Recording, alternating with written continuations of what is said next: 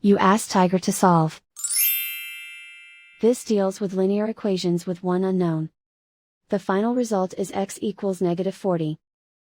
Let's solve it step by step. Group all constants on the right side of the equation. Subtract 5 from both sides.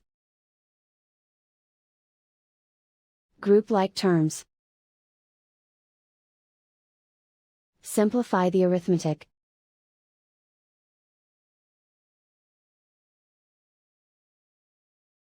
Isolate the x.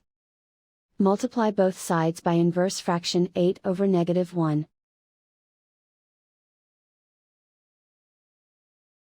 Group like terms. Multiply the coefficients. Simplify the arithmetic.